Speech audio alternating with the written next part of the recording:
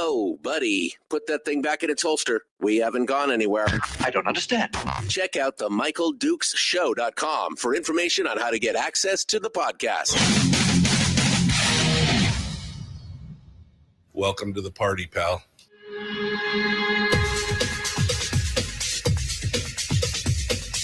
The Michael Dukes Show. The greed and the entitlement is astounding to me. What more could you want from a low-budget radio program? This is a dumpster fire. That's just BS. It is time to get a new perspective. We know just what you need, and we've got just the cure. Open wide and prepare for a steaming hot cup of freedom. I just don't fathom it. The Michael Dukes Show, streaming live across the world. Oh, yeah. Live around the world on the internet at MichaelDukesShow.com and across the state of Alaska on this, your favorite radio station and or FM translator. It is the Michael Dukes Show. Hello, my friends. Good morning and welcome to this beautiful Monday. After a long week of you would have thought it was a vacation, man. You would have thought that it was a vacation, but no, it was 15, 16, 18-hour days every day between last Friday, a week ago Friday, and today. And I'm just so happy to be here. And I'm glad that you're here with me today. I've got big announcements coming up here. And I want to talk to you about that and share with you some good news for me and for the family. Really, no big changes to the show, but we'll be walking you through that here this morning as we go through, and we'll be talking about that as well. And we're also going to go over a bunch of headlines. There's a bunch of things that happened over the week while we were gone. And this should be a good opportunity to go through all that and talk about that in hour one, all the happenings, all the doodads and everything else that took place while we were ostensibly looking, we're on vacation. So looking forward to that here this morning as we go through. In hour two of the broadcast today, we're going to be joined by Congressman-elect Nick Begich.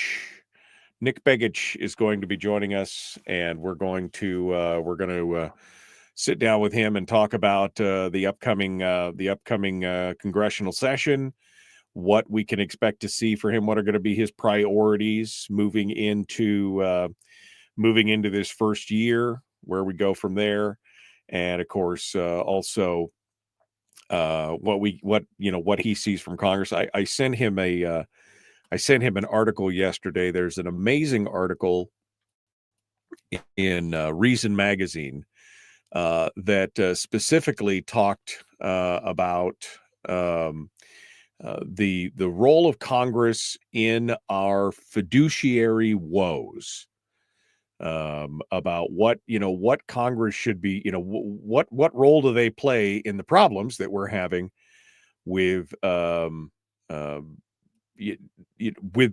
fiscal recklessness that we're seeing here. And it's a article over in Reason from Veronica DeRuggi, who basically says Congress is fiscally reckless. Will lawmakers step up? Because this really is a lawmaker problem. It really is a problem of their own making, and hopefully we'll go through some discussions with that this morning as well. I'm posting links up in the chat room if you want to go over there and check it out. You can read up on it before we get to hang out with Nick Begich in hour two. He'll be joining us, and it's going to be awesome. It's going to be awesome. All right. So I guess I should just get started here. I've been teasing this here for a couple, 3 weeks, that there were some big announcements for us here on the show. I hope I wasn't making you think that things were changing necessarily on the show. Things are going to continue the same. There's no real difference, although people who are joining us this morning on Facebook and YouTube and Rumble probably notice a bit of a difference. So this is part and parcel of the deal. So first and foremost, my adopted hometown of Homer is no longer just my adopted hometown. I am actually in Homer right now. I am broadcasting from Diamond Ridge in Homer, and am enjoying a new point of view from on top of the world, as Chris Story would say, down here in Homer. Last week was I had actually moved my wife and my daughter down to Homer in October with about 80% of our household goods and everything else. And then my other daughter and son were with me, and with the help of my my other adult son, we moved the remainder of the household down to Homer last Wednesday, right before Thanksgiving, which was interesting. Making the trip the day before Thanksgiving and then having to load the entire house with boxes and everything else, and then try and. My wife was such a champ. She is such a champion. Her whole house is overwhelmed by boxes and things like that, and she still managed to cook up an amazing Thanksgiving turkey dinner. And it is it's amazing. It was a great time. And then I had to go back to Wasilla one more time on Saturday to drop my son off, to pick up some odds and ends and some doodads, and make sure everything was squared away. And then I round tripped it from Homer to Wasilla and back on Saturday, which, let's not do that again. So it's good. It's good stuff. In addition to the fact that I moved to Homer, there was a reason. There was a rhyme and reason to my madness. Why did I move to Homer? Well, because starting back in September, anybody with eagle eyes could see, if they were following the Federal Register and the proclamations and everything else, that I have purchased the radio stations from the Becker family down in Homer, and I purchased the 5 radio stations and associated translators down in the Homer and the Peninsula, Kenai, and everything else. And on January 1, we'll be taking over the whole airwaves down here with a brand new set of stations. Well, not brand new to me. They've been running for 45 years, but I will be here and we'll be running the show. And we've started our own little hometown radio group that broadcasts all across the Southern Peninsula, and or the whole peninsula, as well as from translators up into Delta Junction and down to Onalaska, Dutch Harbor, Kodiak, and across the a big chunk of this. Probably the biggest footprint, broadcast footprint, probably in the country. I would not doubt, just based on geographically the size as it has been. So it's anyway. It's this. If you had told me, my wife and I were having this discussion on Thanksgiving, that if you had told me last Thanksgiving when we were sitting down to dinner that this is where we would be and this is what we would be doing, it wouldn't even have been on our radar. Would not even, it would not even have been on anywhere. Maybe my fantasy bingo card would have had moving to Homer and doing something like this, but it was just one of those things where it was fortuitous circumstance, serendipity, and I think the divine hand of providence, quite honestly, helping all these things to come together and to make it work. So Peninsula Radio Group Incorporated is now down here, and we are kicking things off. And as of January 1st, we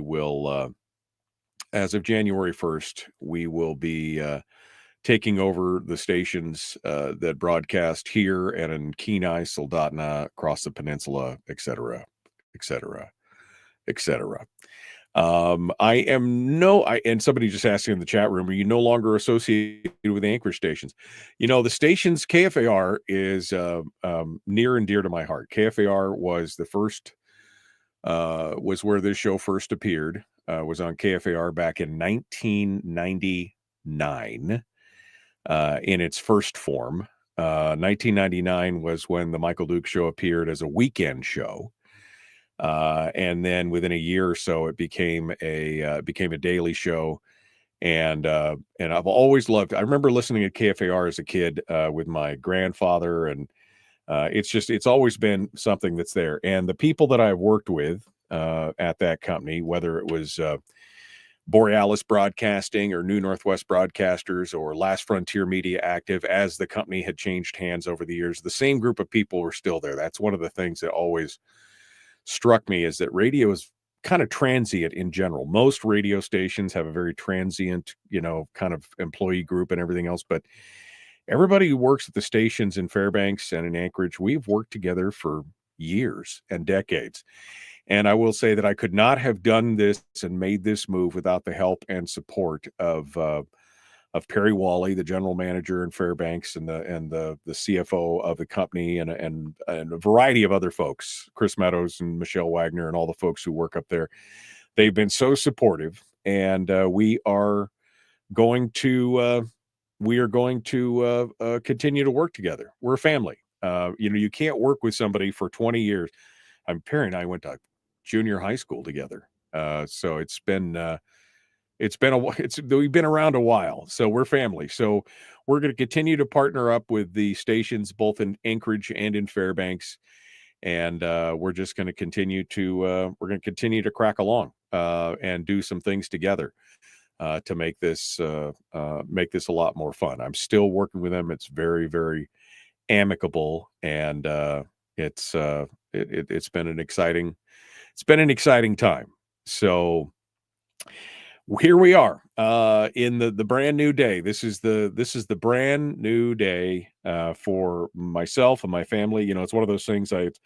It's a combination of exhilaration and pure terror to pull all this together and to do this, to go out and make our own way. But we have a goal here at the radio station to make sure that we are the most community driven, locally minded kind of group of folks. We look forward to working with all the different community members and the nonprofits, and we just want to be part of the community. This has always been part of my goal, is to get down to Homer, and this has always been part of my goal, is to be a part of a great community, and just to help out and be part of it however I can.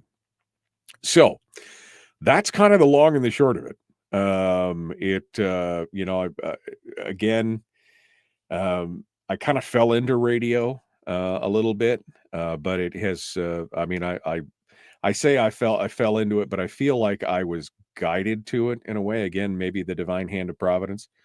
And it is something that I have just fallen in love with. It's part of my identity and who I am. And so this just seemed like the next logical step in progression of going forward. Everything starting out in radio, doing just commercials, and then being on air, and then being in selling advertising, and then running radio stations, and now owning radio stations. Yeah, it's a long way from selling auto parts, which is what I did.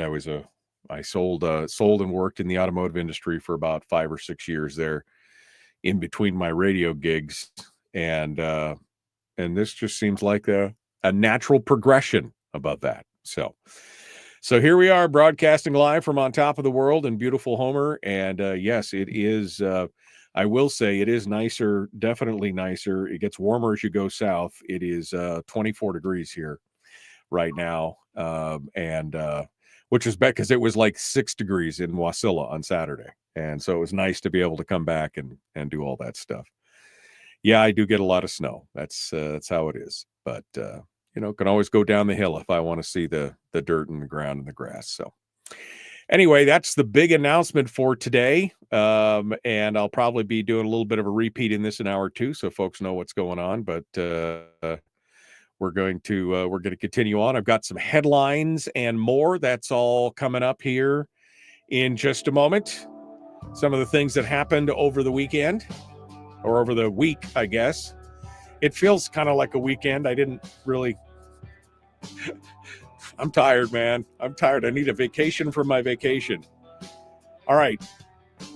We're going to jump in this and we're going to come on down. We'll be back with more. The Michael Duke Show, common sense, liberty-based, free-thinking radio. We'll return in just a moment.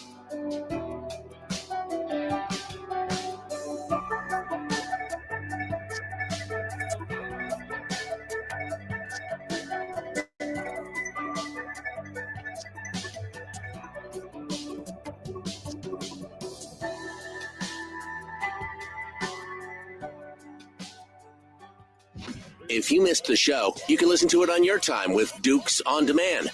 Oh, and it's free. Like America used to be. Streaming live every weekday morning on Facebook Live and MichaelDukesShow.com. Okay, so we should have gone to break. There we go. Fairbanks did. I hope Homer did as well. Hello, my friends. Hello. How you doing? Whew, man. I did not sleep last night. Again, I've been everything's so man, what a weekend. Yeah, somebody said, how many miles did you put on your vehicle? Well, I figured that I drove nearly 1,000 miles in about 4 days. And of course, probably hauled about 10,000 pounds of freight back, up and down stairs and everything else. Although I did have my kids were there to help me with a lot of that stuff. So that worked out good.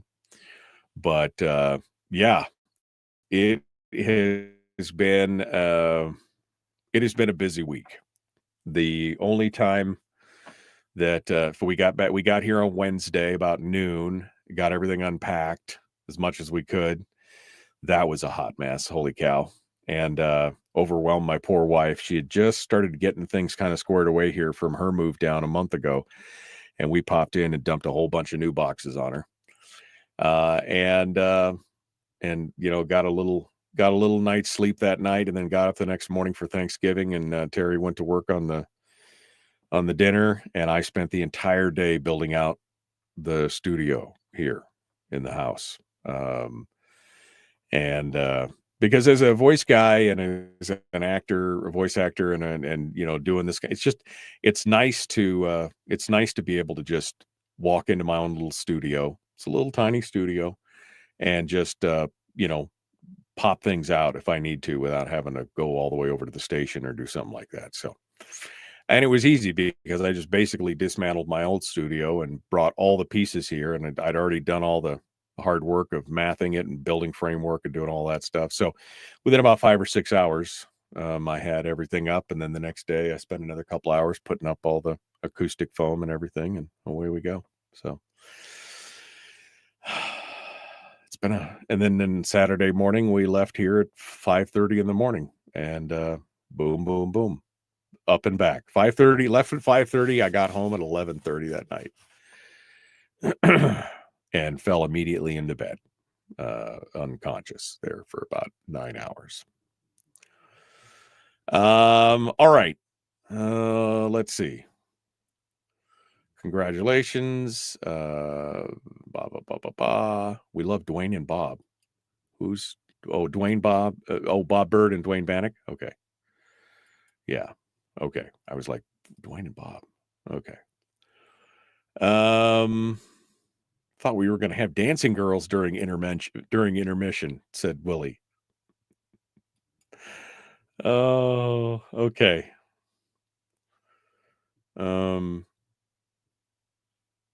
K-Bay station. Yeah, K-Bay is one of the stations that we will be is one of the stations that I'm taking over. KGTL, K-Wave, K-Bay, and K-Pen. Those are the 4 stations. And there's a 5th station that's 100% simulcast of KGTL. So there you go. Hey, look, Harold said something nice. Michael Jordan does basketball. You do radio. You're both at the top. Well, thank you, Harold. I appreciate that. Am I keeping a footprint in Wasilla? No. Wasilla was a great place. Loved Wasilla. It was a great place. Enjoyed it, but no.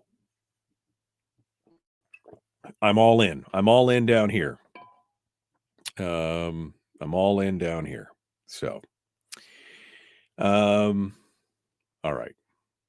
Was the Grumpy Old Men show your first? That was the first show where I had done like talk stuff. That was when I first started doing it. And that was early in 99. And then by the end of 99, I was doing my own weekend show as well. And then that slowly morphed into the daytime show. So it's all very good. All right. We're ready to go. We're jumping back into it. Let's get to it. Looks warmer than the old station or the old studio. Well, yeah, it's smaller and it's already warmer here anyway. Here we go.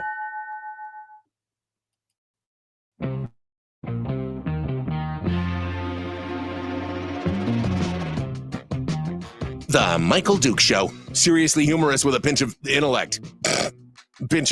Sorry. That is humorous. Here's Michael Dukes. So the comments in the chat room are cracking me up. Somebody asked if I was keeping a presence in Wasilla, and no, only in my heart. I mean, I love Wasilla. It was beautiful place. To me, much better than living in Anchorage, obviously. I said, no, I'm not. I loved Wasilla, but I'm not sticking around there. Kevin McCabe just popped into the chat room and says, I feel like I have been dumped. Well, Kevin, I mean, if it's any consolation, I'm down here in Sarah's territory now, Sarah Vance's territory. So at least we're among friends. How about that? I'm glad you could do that as well. And then Ryan asked, will you handle all the tower maintenance and light bulb changes? Dude, you couldn't pay me enough to climb on a tower and change a light bulb. They got people who specifically do that for a reason. That's not something that you look forward to. There's specialty folks that go out there and do that kind of stuff. So it's all good. All right. Well, let's see what else now that we've got the big, for me anyway, the big news. It doesn't really change anything for you guys here who listen to the radio show. Radio show is going to continue just the way it has, broadcasting across the peninsula and across the interior, and of course on Facebook, YouTube, and Rumble. All this does is change maybe the direction that the local stations here on the peninsula go, as we modernize it and bring it up and revitalize things and just kind of bring it into the 21st century and focus locally on different things. So that's what's going on. All right, what else we got? What are some of the big headlines? Well, I did have to laugh. Even the Associated Press had to point out that normally, again, I know we don't normally do national stuff, but this just caught my eye, and I was laughing so hard about it because President Joe Biden, after saying for years that he would allow the justice process to play out, and that he wouldn't get involved with the process of the prosecution of his son, Hunter Biden. He has now decided to pardon Hunter in the last hour here. He said, from the day I took office, I said I would not interfere with the Justice Department's decision-making, and I kept my word even as I've watched my son being selectively and unfairly prosecuted.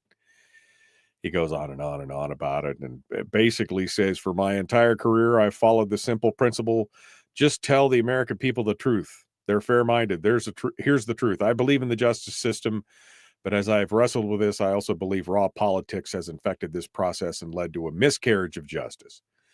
I mean, what's the downside and the penalty for Biden to do this? I mean, this is not a surprise for me at all.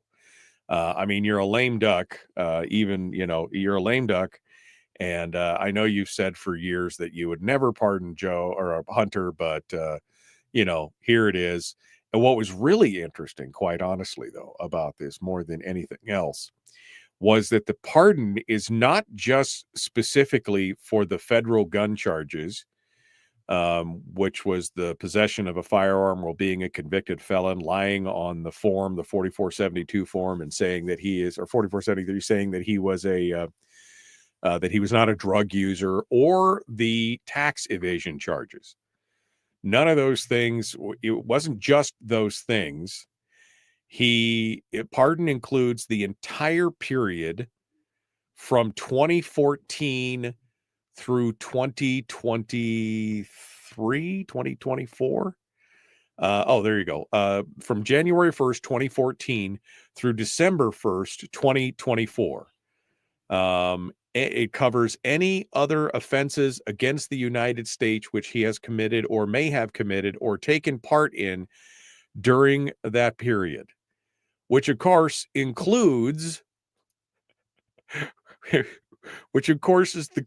entire period of the 2014 CIA-supported coup in Ukraine, when Hunter was on the board of that Ukrainian gas company. And that there were ties about this. Joe Biden may have been involved in some of these activities in the Ukrainian deal and influence peddling and all this other kind of stuff. None of that stuff's ever going to come to light now. It's pardoned. It's done. It's a dead issue. So this may not have just been for Hunter. It may have been for more than just Hunter's deal or whatever. But not surprising, I guess. Not surprising when this whole thing is all said and done, that Joe Biden, after saying, in fact, somebody put together a compilation of the Biden press secretary saying that, it's a compilation every time she was asked if Biden is going to pardon Hunter, and every time she said no. And it's just this montage of no, no, no, no, no. And then quietly on Friday of the Thanksgiving weekend, on Friday late Friday afternoon, he puts out this little statement from President Joe Biden. It was under the White House website. Somebody just found it there as they went through. But anyway, that was one of the big things that came out here during the weekend that we missed. The other news, which I thought, finally, when things happen, they finally happen quickly, because this whole thing with Gabrielle Ledoux, she was supposed to be tried back in 2020. This whole thing has been kind of on hold for 4 years, and but finally, when it got started, boy, it got started. The trial, the election misconduct trial, started on November the 18th and lasted 7 days.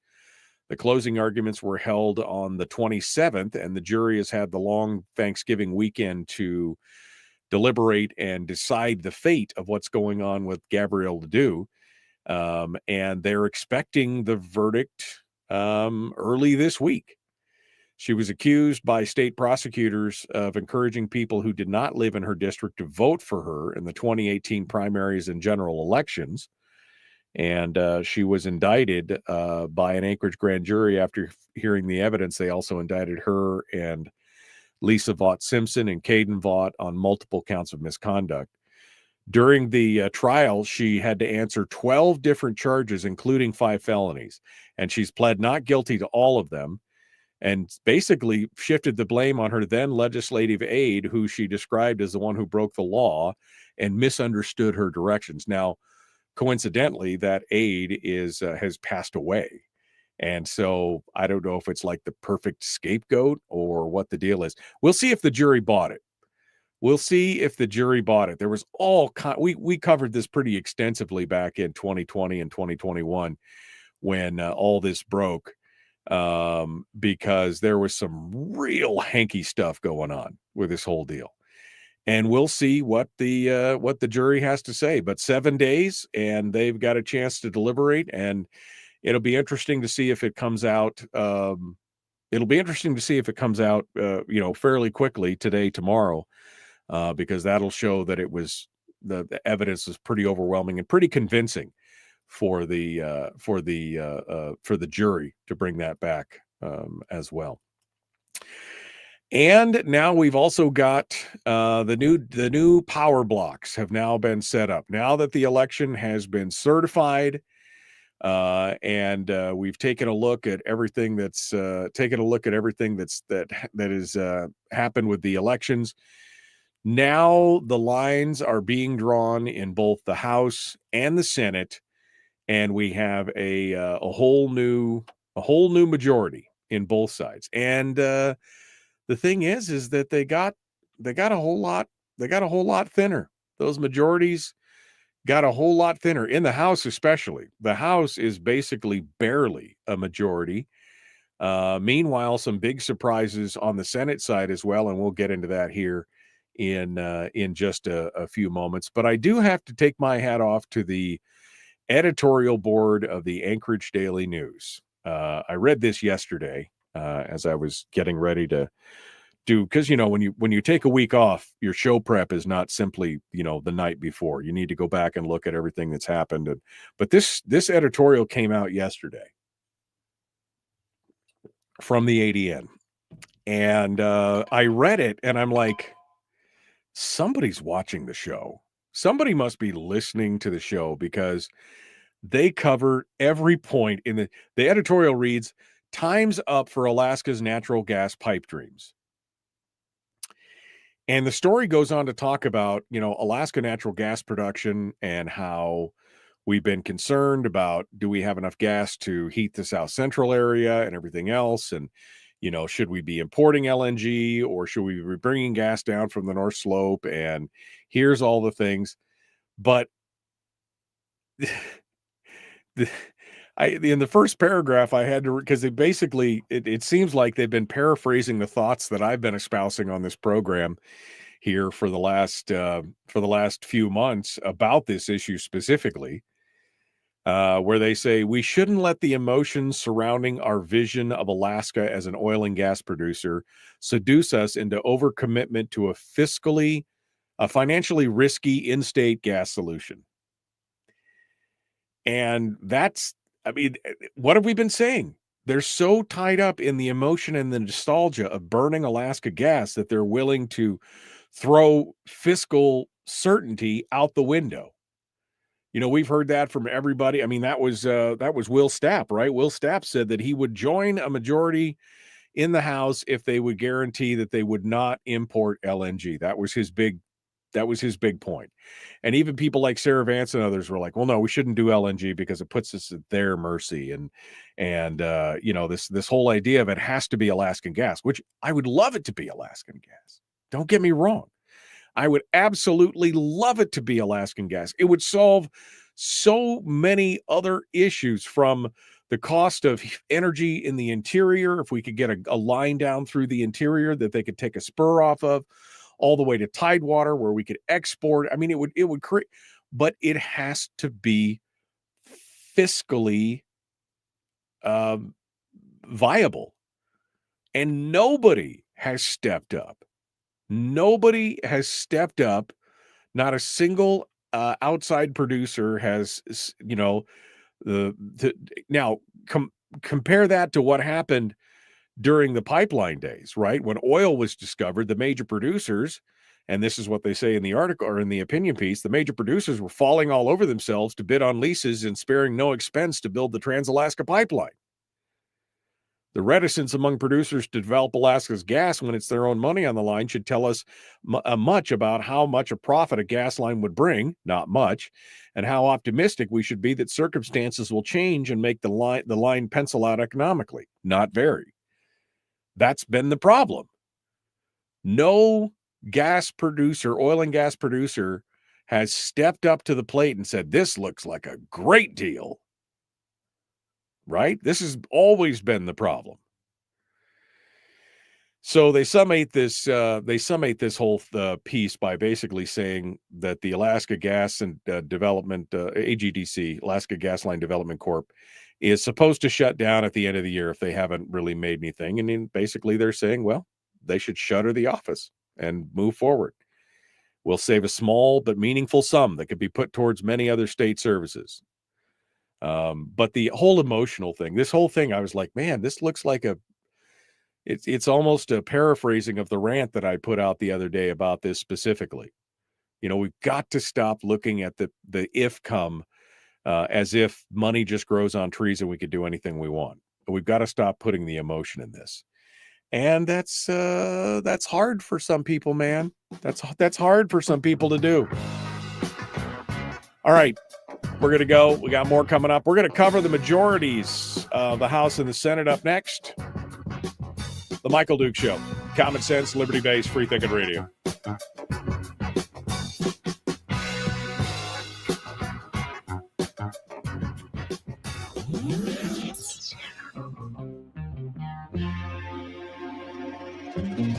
Listened to by more staffers in Juneau than any other show.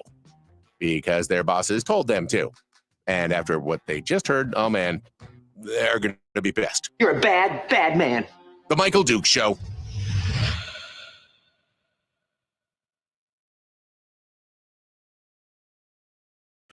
Okay. All right. Where was I? Where were I? Go back here.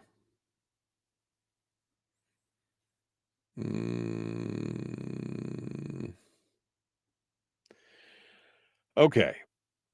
Good morning. Good morning. Good morning. Homerites. What do they call people from Homer? Homeranians? Homeroids?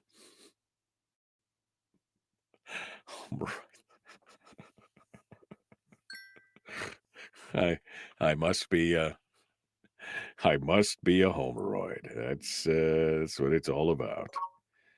All right. Let's see. I'm sorry, I'm looking at this right here. Kevin just sent me known resources. Look over good finance said like would be unavailable.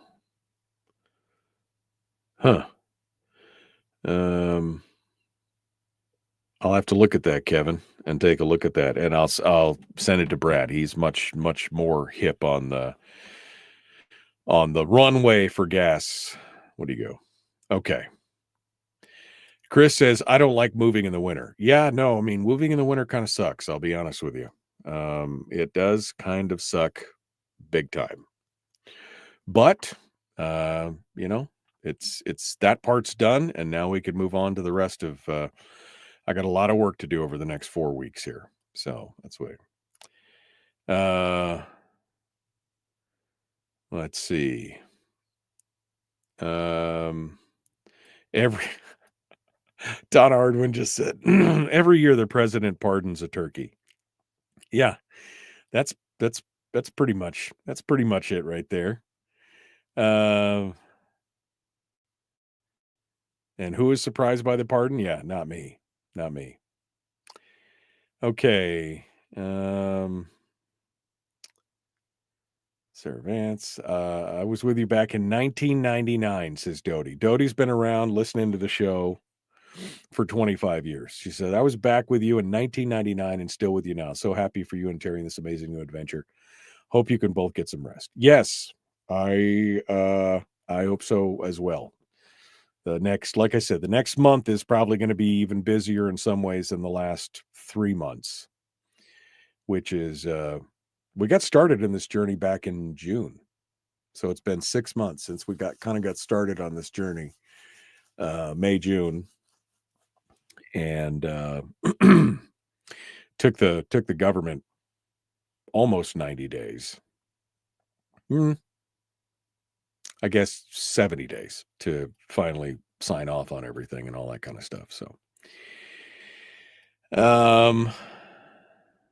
let's see. I did not know you could be pardoned for things that we were not charged for, said Polly. Yeah, I mean, it kind of interesting how it's kind of a blanket pardon for anything you may have done or been a part of. Anything you may have done. We'll start seeing what's going on. Recount starts tomorrow or Wednesday on ranked choice voting. Yeah, ranked choice voting. The repeal is losing by 727 votes. That was the last count. Oof. It's gonna be a close one.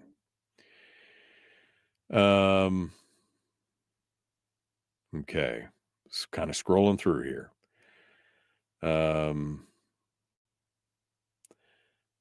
I'm not getting new comments on your show without relaunching. Kim, that's an app problem because everything is coming up. So I don't know exactly what's going on with that.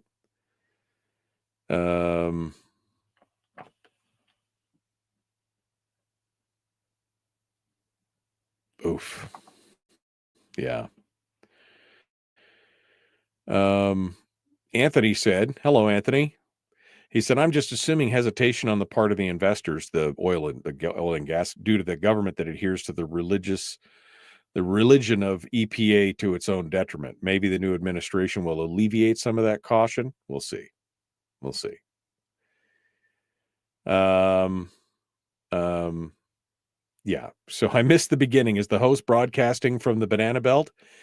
Yes, I am now broadcasting from on top of the world, literally, here in Homer. And we have purchased the radio stations here from the local family that owns the stations here and are moving forward with that. There you go. Yeah, the minus 30-degree temperatures and the windstorms will miss you. Yeah. I'm still getting plenty of wind here. We get plenty of wind, but yeah, we'll not miss that 30 below or the 10 below or the 20 below. In fact, I don't know what else I'm going to miss, but none of that. All right, well, here we go. We're jumping back into it. The Michael Duke Show. Common sense, liberty-based, free thinking radio. Like, share, subscribe, ring the bell. Let's do this thing. Here we go.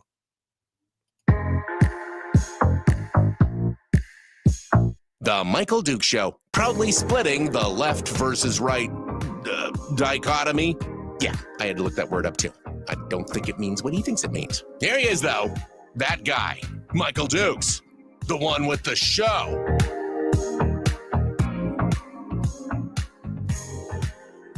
Broadcasting from on top of the world in beautiful Homer, Alaska. In the new digs of the Michael Duke Show here. Courtesy of Peninsula Radio Group. We are ready to go and get things squared away here. Last segment for this hour. Coming up, we're going to be visiting with Nick Begich, Congressman-elect for all of Alaska. We're going to be talking for the full hour about, everything, including the fiscal recklessness of Congress and what can be done to change it. And what does he see as being the hope of the future of the country, especially with the new DOGE, the Department of Governmental Efficiency, that is being led by Vivek Murphy and Ramaswamy. Sorry, not Vivek Murphy. He's the old Surgeon General. Vivek Ramaswamy and Elon Musk. So we'll talk with him about that here in hour 2 and get a feel for where he's going here and what direction he's going to be kicking things off in. But before we went to break, we were talking a little bit about the new, I was going to say battle lines. That's not necessarily right. The new lines that are being drawn in both the House and the Senate for this year. Now that the election is done and certified, and somebody did remind me that this week, today, tomorrow, Wednesday, the recount starts for the ballot proposition number 2, the ranked choice voting repeal. Because as of the last certified number, 727 votes was all that separated the repeal from passing. It was down 727 votes, which again just goes to show you, I guess, what $15 million in misleading advertising can get you, because that's kind of what happened. I mean, I talked to several people who said, "Well, I was supposed to vote no on that, right?" No, you were supposed to vote yes. Oh, and I mean, I've talked to probably 5 or 6 people that have said that to me when we were talking about it. And so if I know 5 or 6 people in my sphere of influence, you can easily see where the 727 discrepancy came from on that. But we'll see. We'll see what happens. They're going to do a recount. I mean, that's 727 votes out of, was it almost 300,000 votes cast? So, yeah, it's not much. It's not much, to say the least.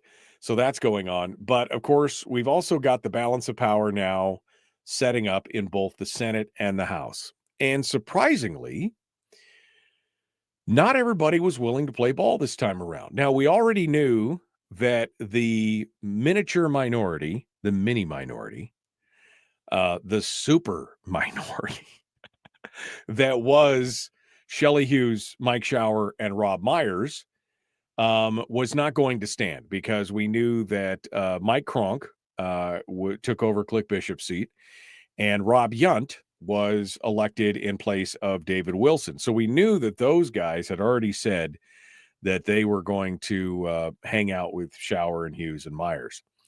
What we did not expect, and what was surprising, was the announcement that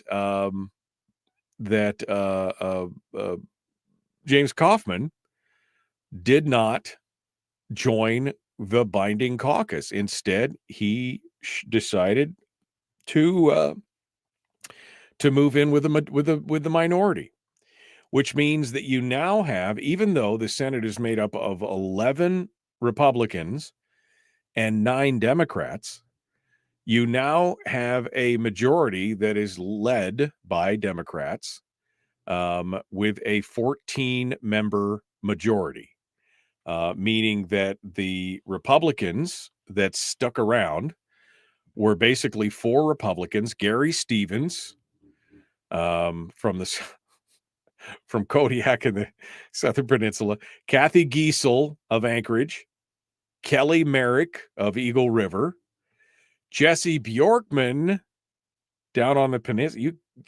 I was going to say you people down on the peninsula. I'm down on the peninsula. I've got to change my verbiage now.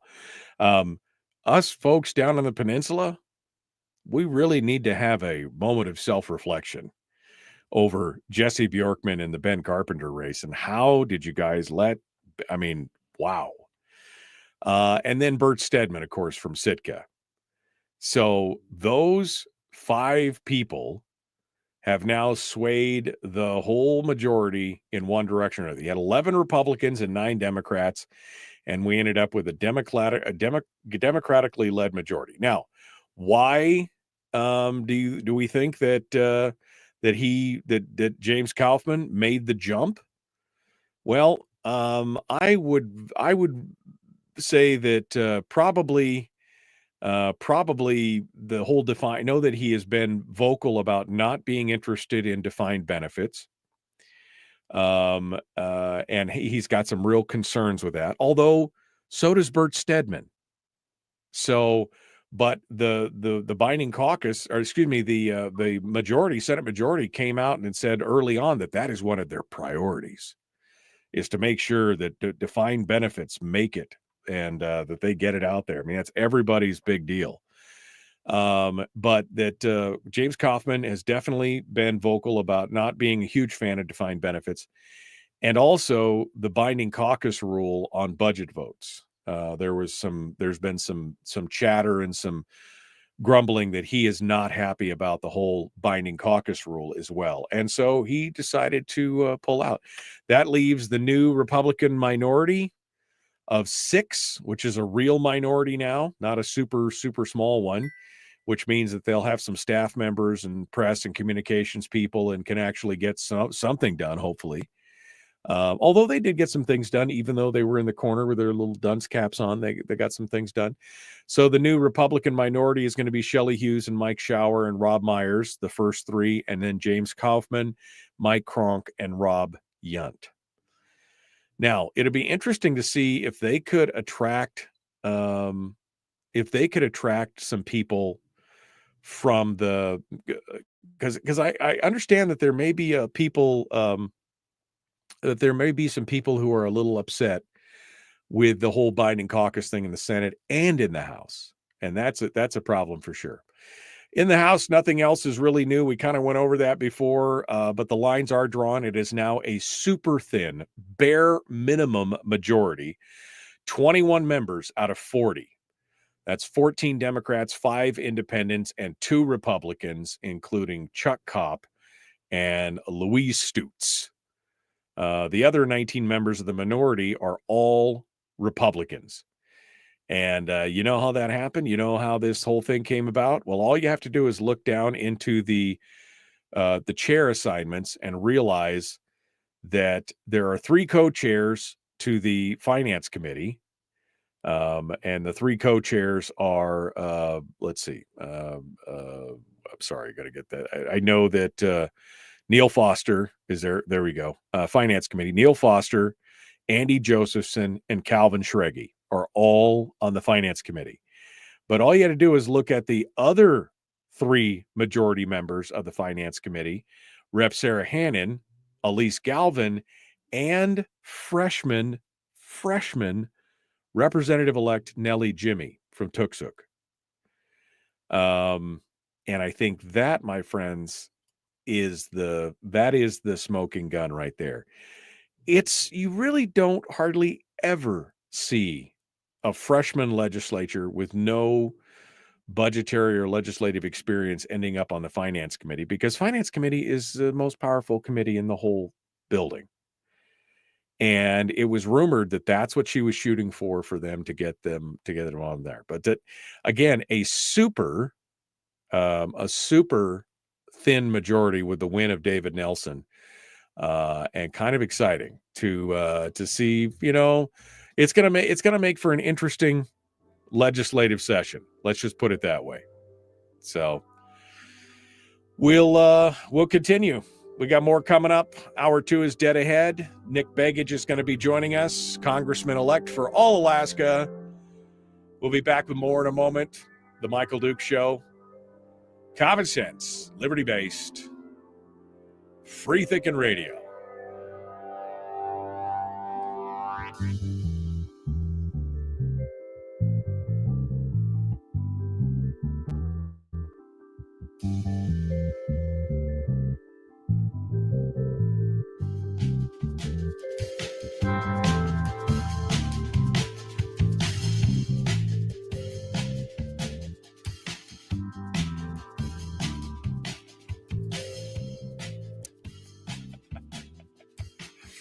What?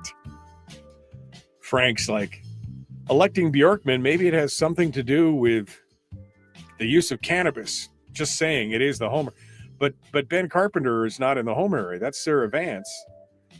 And Bjorkman, and down here, let's see, it's a split between Stevens and Bjorkman. That's more north. That's a Kenai issue. That is a Kenai issue. So what was the big announcement, says Bonnie? Well, the big announcement, you're going to have to wait till after the top of the hour so I don't repeat myself, because I'm going to do it again at the top of the hour. You know? Here comes the gas line taxes, defined benefits, and a $1,500 BSA. Who pays for all that? That's a good question. Who pays? Interesting. I don't think that means what you think it means when I use the word interesting. Yeah, I get you there. I see Nick is in the green room, but I don't see his smiling face. I don't know if he's got his camera turned off or not, but they will need to connect their mic and cam before you can add them to the stream. Nick, I don't know if you can hear me, but I can't see your face. I can't see your face. Now I can see your face. There we go. I was like, that's weird. What's it? Wouldn't even let me do anything with it. It was like, no soap for you. Let me get this all squared away. I mean, I thought it was appropriate that we bring Nick Begich on the program since the Huffington Post and everybody else decided to use his appearance on the program as a bludgeon against him during the campaign, right? Because it's a Ponzi scheme, right, Nick? It's a Ponzi scheme, and this was that. Blah, blah, blah, blah, blah. How It's you good to doing, be my friend? back. It's good to be back. It's good to have you back, man. I mean, it's people think, oh, Mike, you talk to everybody all the time. I haven't spoken to Nick that day before election. That was the last time that we spoke. And so let me be the first to say, I'll repeat this, but let me be the first to say congratulations, my friend. It was a hard fought race, but all the pins lined up just perfectly this time, right? Thank you. Yeah, they did. It was a team effort. A lot of people around the state of Alaska, talking to friends, talking to family members, getting out and getting involved in the campaign formally, everything from sign waving to phone banking to door knocking. I mean, you name it. Everybody was involved. It was a lot of work. There was a lot of money spent in this race. It was one of the most expensive United States House races in U.S. history. So there was a lot on the line for Alaska, a lot on the line for the majority in Congress, and we did this together. So for everyone who was out there helping, thank you. Remember that 2022 red wave? My God, it finally peaked in 2020. It only took 2 years. That was the slowest tsunami ever, right? I mean, it was like, oh, here it comes, and it wasn't a red wave; it was a pink tinkle, and it's like, okay. And then all of a sudden it was like just then it showed up and I think people are I think it's just amazing. So Anthony does say, this is funny, Anthony says, after being indoctrinated by MK Peltola Project, I demand to know how Nick plans to kill all the fish in Alaska. Sounds like he's overpromising to me. Right? You were gonna push old ladies down the stairs and kill all the fish and strip the villages bare, and I don't know what else you were gonna do. You were gonna eat dogs. Hard to keep track. Yeah, it was hard to keep track. There was so much of that kind of rhetoric and coming from the other side in that last campaign. Yeah, and like was pointed out, even rhetoric that's saying that I would somehow be able to eliminate all the fish in the ocean, which is just absolutely bananas, of course. But those were the things being said. There was another claim that all the kids in Alaska would leave if I were elected. Well, the kids have got their bags packed already. It's fine. They'll head right out. It'll be fine. Don't worry about it. It was just it got to the point of just being ridiculous, and I think I know that a lot of Alaskans saw through it and they said, well, wait a minute, if you're willing to say this, what else are you saying that's so outrageous and wrong? Yeah, well, I mean, what kills me is how could they see through all the mess and nonsense that Peltola and the DNC was putting up and still be suckered in by the whole 15 million from the ranked choice voting repeal thing. I mean, the anti-repeal thing. It was just it's such a dichotomy to look at those numbers and go, wait, we voted for this super red, but then we voted for this that was blue. And then we vote, it's weird to see how people, it's a dichotomy. It's how people's brains work sometimes. It's like, oh, this sounds great. Overwhelmingly past the minimum wage thing. And yet we, on the other side, you get elected and it's kind of a red wave. And other than that, it's weird to see how that stuff plays out. It is, a lot of it, the reality is on the ranked choice voting issue, there was so much of an imbalance between the spending amounts, right? So you had one group that was 100 to 1. Yeah, it was 100 to 1. And, you've got a particular set of voters that are what they call low propensity voters. So these are people who don't generally vote reliably, right? So they're more casual political observers.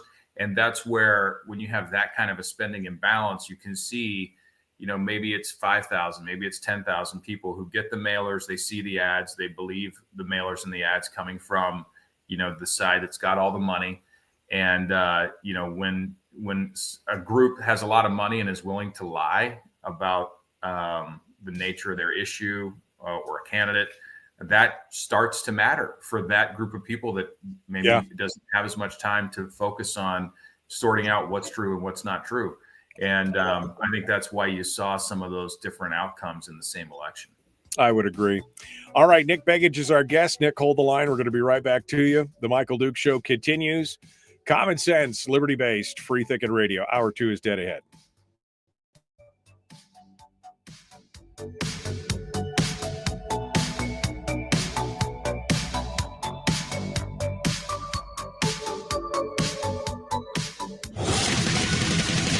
Whoa, buddy. Put that thing back in its holster. We haven't gone anywhere. I don't understand. Check out the MichaelDukesShow.com for information on how to get access to the podcast. Welcome to the party, pal.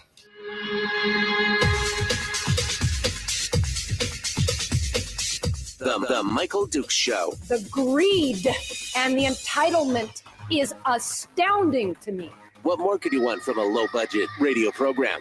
This is a dumpster fire. That was just BS. It is time to get a new perspective. We know just what you need, and we've got just the cure. Open wide and prepare for a steaming hot cup of freedom. I just don't fathom it. The Michael Dukes Show. Streaming live across the world. Live around the world on the internet at michaeldukeshow.com and across the state of Alaska on this your favorite radio station and or FM translator. Welcome, my friends. Welcome. And thank you for coming on board and joining us today. First day of broadcast after being off for a full week. It was not a vacation, though. I promised big announcements, and folks in hour 1 already heard it. But if you're just joining us, I wanted to let you know I'm now broadcasting live from on top of the world in beautiful Homer, Alaska, from the new digs here. Brand new studio, brand new location, courtesy of Peninsula Radio Group, which is our new company here. Not only have I moved to Homer, but I also purchased the local radio group from the Becker family here in Homer. So we have 5 radio stations and a variety of translators that are broadcasting all across the state of Alaska, but mostly in the peninsula and in Kodiak and down in Unalaska. And we will be taking over those stations on the 1st of January. So the next month will be busy, to say the least. The last 6 months, I thought the last 6 months have been busy. The next month will be super busy, but we'll be taking over and kicking things off with our brand new local hometown radio stations here in Homer, Kenai, Soldotna, Nikiski, Sterling, Seward, plus all the translators all the way up to Delta Junction and out to Unalaska, Dutch Harbor, and Kodiak, et cetera, et cetera. So this is my evolution. I am the Pokemon. This is the next evolution of my Pokemon. I'm now a radio station owner and broadcaster. So that's the big deal. That has been the announcement that I've been sitting on for a while. We finally got governmental approval, because you have to ask the federal government when you do these kind of things and transfer radio stations. And that took a while, but shorter than it could have been. So I appreciate that. Got it all done. And we are good to go. All right. Hour 2 of the big radio show. And we are continuing. Joining us this morning to discuss, a little bit of everything. But one of the things we're obviously going to talk about is his plans for the next few months. And, of course, also the fiscal recklessness of Congress. Is our very own Congressman-elect for all Alaska, Nick Begich, joins us this morning after this is the first time this is the first time we got a chance to talk after the election. Nick and I have really not talked until then. And so now, congratulations, Nick. How you doing, my friend? How are things going? Things are great. We've been working hard after the election. Of course, we were all waiting for election results to get finalized. That took a while, but I spent a couple weeks down in D.C. You know, anytime you got a new person that's elected, you got what's called new member orientation in D.C. So this is where they're showing you, hey, they're issuing you your laptop. They're showing you, the office complex. You're meeting your future colleagues, all these sorts of things. So oddly enough, because we had not called our race, there had not been a call in our race yet. There was a question as to whether I could even attend on behalf of Alaska down in DC at this new member orientation. But we were able to work that out. get down there and start the process of what they call a session, where you're starting to do all the things, check all the boxes to be ready to swear in on January 3rd. So I spent a couple weeks in DC. It was a good opportunity to orient and start that accession process, and came back for the Thanksgiving holiday, and I'll be probably back in DC for about a week later this month. It's always interesting. I remember watching, I think it was Thomas Massey. There was a series of videos. It was called The Swamp or something on YouTube or Facebook. And he described his first orientation and going down there and basically saying, this wasn't what I thought I was going to be doing when I was a congressman, right? They're like, here's your phone room. Here's how you raise money. Here's how you do all this. And he's like, wait, I thought I was representing my people. Did you get any of that? I mean, did you get that feeling like, oof, this is a little bit different than what I anticipated when I signed up? Now, you had been down in DC before with Young's office, so you were kind of familiar with some of this, but is it still a little bit like that? Has anything changed? Well, I'll tell you, I've seen that documentary. I know Thomas Massey. I've met with Thomas Massey in the past. In fact, I saw him down there in this last trip. And so I know a lot of those folks, and you're right. I've kind of already been a little bit oriented to DC. I won't say that, it's a full orientation, but,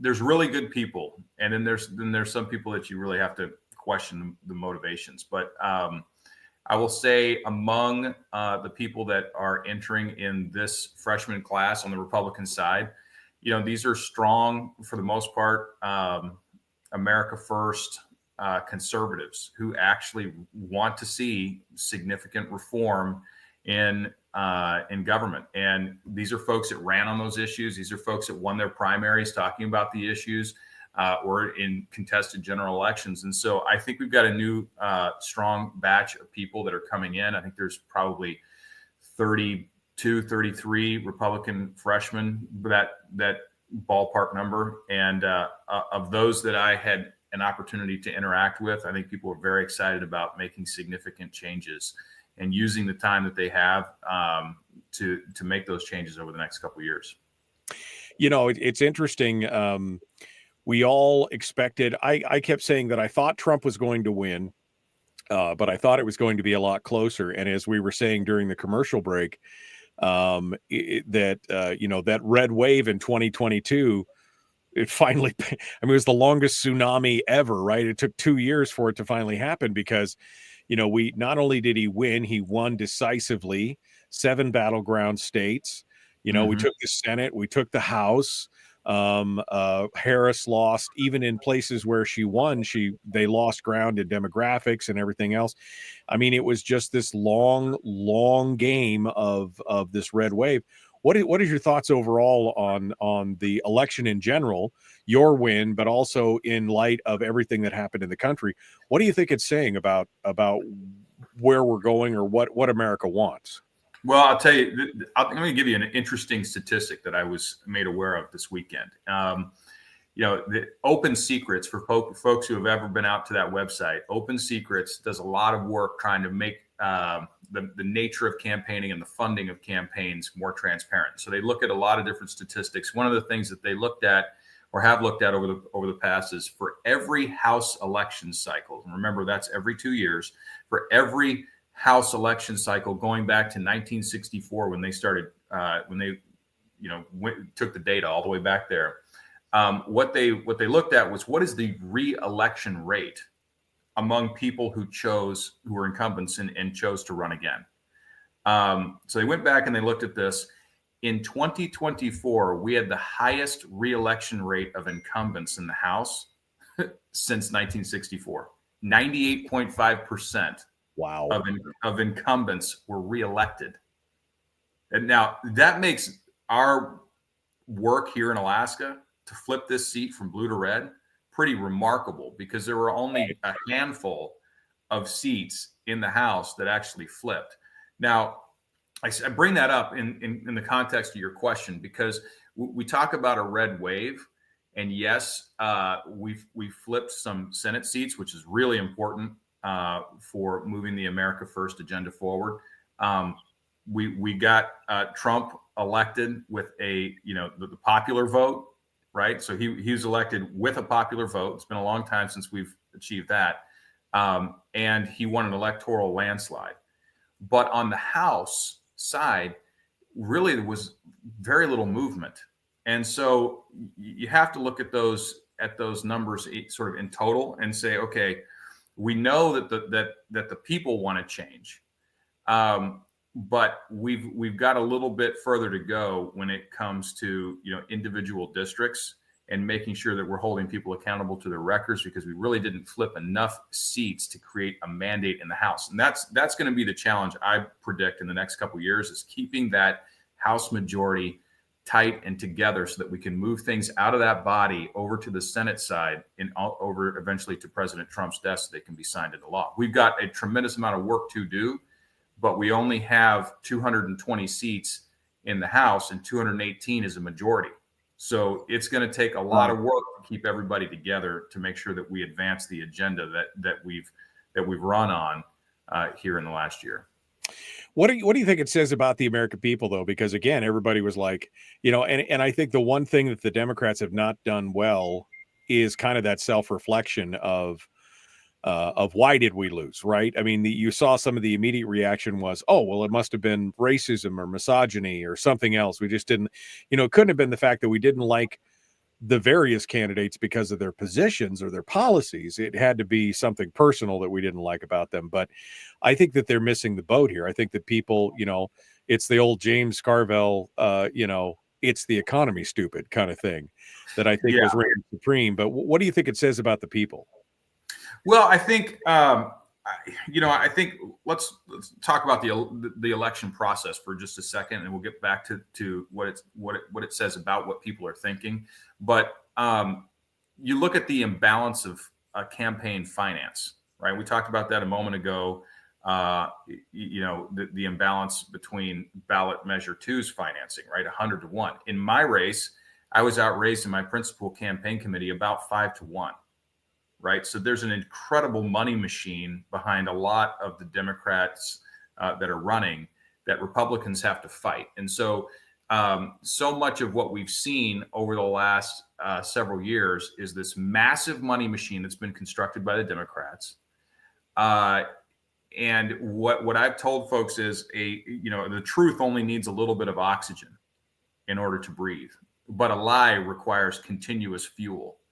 And much of what has been coming out of the Democrat side for many years has been just a straight up fabrication set of lies. And it requires a huge amount of funding in order to try to convince the public that the lie is truth.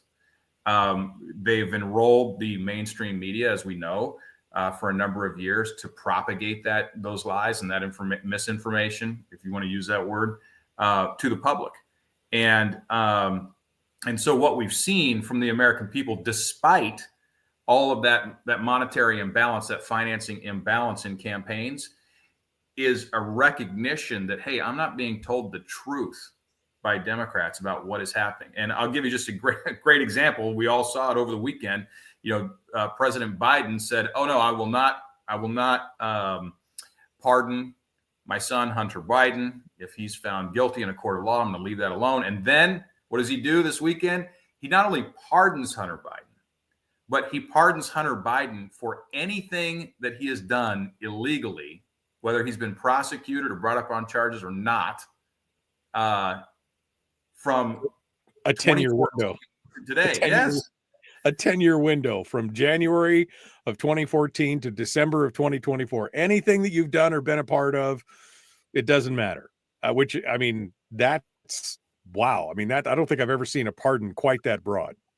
That's just a blanket pardon for a period of this man's life. Said, hey, you're just whatever you've done in this period of time, forgiven, right? And I think that just reveals what people on the right side of the aisle have been saying for many years. Look, these people aren't telling you the truth. They're willing to lie to your face, and this is a perfect example of it. And I think a lot of Americans in this election have been seeing that and voted accordingly, despite the monetary imbalance in campaign finance. And so, you know, a lot of credit's got to go to Elon Musk. We've talked about it on this show in the past. Elon Musk buying Twitter changed the game because Right. it allowed there to, even if you're not on X, even if you say, oh, I don't jump on Twitter, that's not necessarily the important part, because the fact that there's a venue available to people to have a free and open conversation allows the truth to get out. And even if you're not on that platform, it allows that truth to propagate to other platforms. And so it was very important that he buy, or someone buy a platform and allow people to communicate to each other and tell the truth and challenge information, because prior to that, you could not challenge the mainstream narrative. You would be canceled, right? Your job could be at risk. Your relationships could be at risk.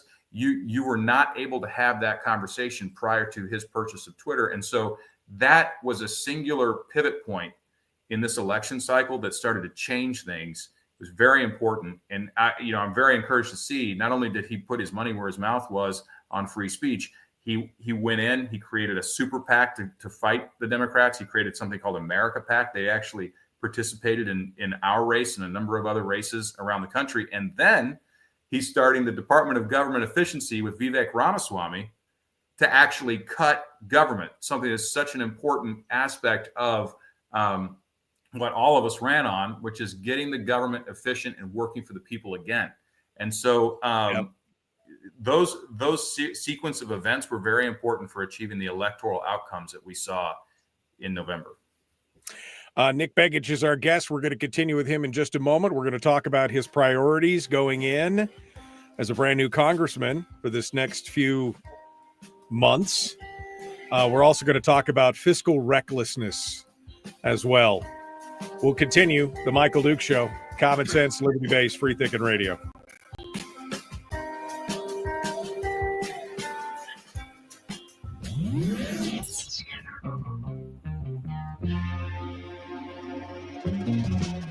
Running on 100% pure beard power. Oh, also some coffee. We dip our beard in coffee. Nice beard. The Michael Duke Show.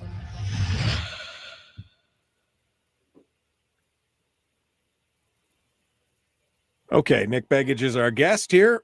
Still getting everything kind of put right where I want it so I can multi-hand it here as we get things ready to rock and roll. Nick, you know, I imagine that the win. First, I thought, oh man, now Nick will get a chance to relax a little bit, and then I was like, nope. This is where the real work begins, right? So, walk us through what it's been like. I mean, because like you said, that's the killer thing is the uncertainty. Did he win? It's not been declared. Can you get started? Everybody else, you know, well, not everybody, but most of the states, there's a handful of states that take up to 30 days to certify. But most of the states, they know within, you know, a week or whatever. Some know the next day, but, you know, usually it's within a week. And so you have to get in on this and get things going. So walk us through kind of the process after that election night, and you look like, and you go, I think I'm going to win, but nobody really knows. So what happens? Well, okay. So let me just preface this by saying, for most people who are in Congress, they are in districts, congressional House districts that are they're either deeply red or they're deeply blue. What does that mean? That means that they might be R plus 30 or, you know, D plus 25. That means that when they win their primary, the race is basically over, right? And so many of the people, most of the people who are coming in as members of that first class, their first freshman class, they've known they've won the race for months. And so they've had a lot of time to prepare. And so it's even worse, right? Because if our race takes weeks to call and these people have already had months to prepare, you're behind schedule. And so the system that we have in Alaska right now, because it does take so long, puts new members of Congress that we send to DC at a disadvantage relative to other members from other states. So that is a problem. Now, you know, what happened in our case was we didn't know with 100% because we weren't over 50% that we had won the race. And so we and others around the state requested the Division of Elections release the CVR. That is the cast vote record. So that shows the raw data for every ballot's second, third, fourth place choices, right? So when that information is released, and it was to the credit of the Division of Elections, to the credit of Lieutenant Governor Nancy Dahlstrom, they released that information. When they release that information, it puts a marker down. It says here's all the raw data from all the ballots as of this date. Now, by statute, because of the way that ballot measure 2 reads, by statute, the Division of Elections is not permitted to tabulate that information. That means they can't summarize the information and present it to the public, but the raw data is available to the public. And so people in the public, and including the NRCC and other committees out there, looked at the information. They downloaded it. It's very complex, but they ran a script against it. And they said, here's where all the second, third, and fourth place choices are going. Once we had that information, we had high confidence that we were going to win this race. But we needed that information to be released. And that is important because as long as ranked choice voting is here, we need that information released regularly as the results are updated so that there's confidence, there's transparency, and people know who is likely to come out on top on these ranked choice tabulations. So that gave us the confidence to go down to DC to get started. It actually allowed Decision Desk to call the race earlier than the Associated Press did.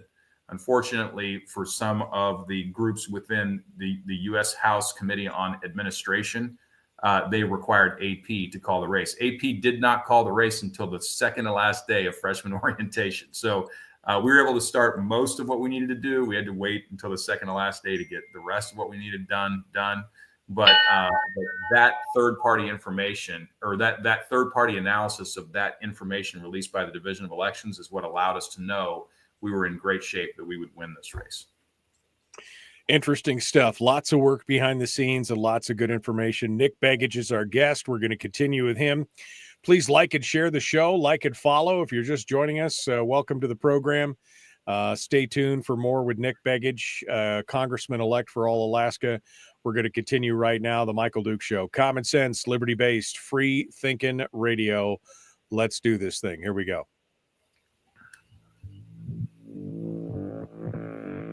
Public enema number 1. Oh, wait, sorry. Public enemy number 1, which makes more sense. On the other hand, he's a little bit of a pain in the Michael Duke Show. It's just mean. That's just mean. But he's not wrong. He's not wrong. The Michael Duke Show, common sense, liberty-based, free-thinking radio. On the line right now, joining us is Nick Begich, Congressman-elect here for the state of Alaska. And we are talking about the upcoming session. Lots of things to go over. There's going to be lots of changes. We know that with the change in administration, that there's going to be, a higher focus on American energy. We know that there's going to be focuses on pressure on things like the Ukrainian war and the Israel-Gaza conflict and other things. I mean, there's a whole change. Plus, of course, the things that we need for the state of Alaska. So, Nick, as you look at this upcoming year, as you're going to be sworn in and everything's going to be kicking off, what are your priorities? What are you going to be focusing on here for your first, part of your term here? What's your hope that in 2 years you come back and say, this is what we've done or accomplished, when you come back for reelection? What are you looking at? Yeah, let's look at the composition of the House, the Senate, and let's talk about how we move things through. So we do not have 60 votes in the Senate, right? We have fewer than 60 votes. We have a thin majority in the United States House. And so we will be successful at moving things out of the House. The question is, can you get things through, that 60 vote filibuster level in the Senate? And the answer generally is going to be not likely.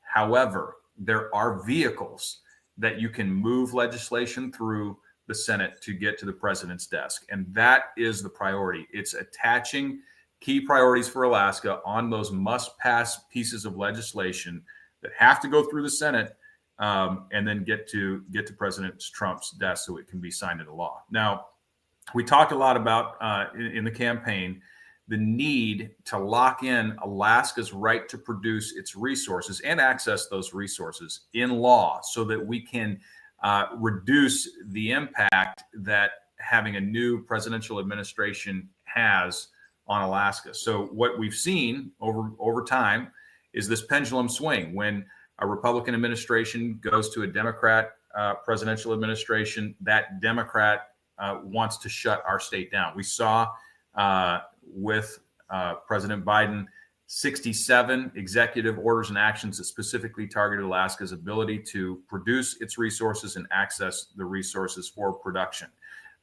We need to make sure that the next Democrat, whenever they come into office, in that role, does not have the authority to shut our state off. And that's what we're focusing our energy on, my energy on the House side. It wasn't just Biden. I mean, Obama did the same thing. I mean, Clinton did some of those things to a lesser extent. But I mean, really, it's accelerated. Clinton did a few, Obama did more, Biden did 60. It's just like, and when the pen, like you said, it swings back and forth. It's the start, stop in the state of Alaska. Makes it very difficult and uncertain for investors and producers to want to participate in that. That's right. You can't have a 30-year investment, right? If you're on the business side, and you're saying, hey, I'm gonna deploy. Let's create some numbers for quick math. $1 billion in the state of Alaska, and that decision is going to require 10 years of profit coming off this project to pay for the capital investment that I'm going to make. Well, if I'm worried that in 4 years a Democrat comes in office and shuts my project down, I'm going to look to do that work somewhere else. It introduces a level of political risk unique to Alaska's jurisdiction that other jurisdictions in America or other places in the world don't have. And so historically, we've been able to make the case that, we're a safer, more stable jurisdiction to producers. But Biden and, other Democrat presidencies, as you pointed out, Obama, Clinton, have changed that calculus for Alaska. And we've got to stop that. So the first window of opportunity that we have in this Congress is budget reconciliation. So budget reconciliation is unique in Congress because it only requires 50 votes plus one for budget reconciliation actions to pass the Senate. So it bypasses the filibuster. It's the only opportunity that we have to bypass the filibuster. There are other pieces of must-pass legislation that end up going through the Senate, things like the National Defense Authorization Act, the NDAA, things like the Farm Bill. So there are things that move through ultimately, but the best opportunity that we have is budget reconciliation. Now, the challenge with budget reconciliation is that everything that goes through budget reconciliation has to be able to be scored in what they call a non-de minimis way, meaning that it can't be non-material financial impact. So whatever we move through budget reconciliation has to have a financial impact. People who remember the 2017 Tax Cuts and Jobs Act will remember that we were able to get ANWR through because it was a $1 billion lease provision in ANWR that allowed it to be in that ANWR piece of legislation that allowed it to be scored. So it was able to be included in budget reconciliation and sent to President Trump's desk to be signed into law. We're looking for opportunities to do things like that for Alaska that will have a financial impact to the federal budget that allows us to have those actions be included in budget reconciliation. We get two opportunities to do this. There's going to be one very early in the Congress and then one that comes a little later for the next fiscal year. But that's the opportunity that we have. I think it's the biggest window that we have. And given the majorities that we have in the House and Senate, provides probably the biggest aperture, the biggest window that we've seen for Alaska in a number of years. No, I mean, I think that's a good plan and a good thing to start. I mean, I'm not, look, we've been here before. We've had the House and the Senate. I mean, we all remember the contract with America or the contract on America, whatever it was that you want. We know that things, they had big plans and high hopes, and it just didn't work out the way it should have. We're hoping that this will be different. How do you protect Alaska? We were talking about the executive order swing and how the thing. So what is it that goes in there that makes it so that a future president, because the pendulum will swing back the other way eventually, what does it mean there that, what do we do to prevent that kind of wiffle ball effect, so to speak? Yeah, I think one of the things that here's what I can tell you. When Congress passes laws that are signed into law by a president, they have the effect such that a president can't then go in later and by fiat change the direction of that legislation, right? Right now, the Congress has delegated a lot of its authority over to the executive branch and to regulatory agencies.